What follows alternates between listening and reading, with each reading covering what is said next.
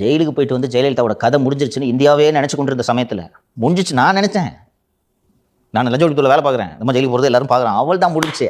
Over. 98 தேர்தலில் 18 எம்பிக்கள். நான் கேட்கறது தான் மினிஸ்ட்ரி அப்படின்னு இருந்தம்மா தெரியுமா? சுப்பிரமணிய சாமி நிதியமைச்சராக அப்படின்னாங்க. ஆர்எஸ்எஸ் அந்த ஆளுக்கு மட்டும் இது கொடுக்கக்கூடாதுன்னு இவ்வளவோ விஷயங்கள். இது வரலாற்று புரட்சி. மாலதி சொன்னது போல் இப்போ அதை பேச வேண்டிய தேவை என்ன வந்துச்சு? உங்கள் கூட்டணி கட்சி பிஜேபியை புகழ்ந்து பேசணுன்னா ஒரு 2 வாட்டி பாரத மாதாக்கு ஜெய கத்திட்டு போங்க. அதுக்கு எதுக்கு உங்கள் தலைவர் விட்டு கொடுக்குறீங்க? இது மாதிரி சில அதிமுக தலைவர்கள் அவசியம் இல்லாமல் பேசுவதால் தான் ஜெயலலிதா அத்தனை பேருக்கும் நிரந்தரமான வாய்ப்பூட்டு போட்டு வைத்திருந்தார். இன்னொருத்தருக்கார் விருதுநகரில் மோடி எங்கள் டேடி. இவ்வளோ ஓவராலாக உங்களுக்கு கூவ சொல்லிய குத்தகாசுக்கு கூவுங்க. இப்போ பேசுறதுக்கான தேவை என்ன இருக்குது?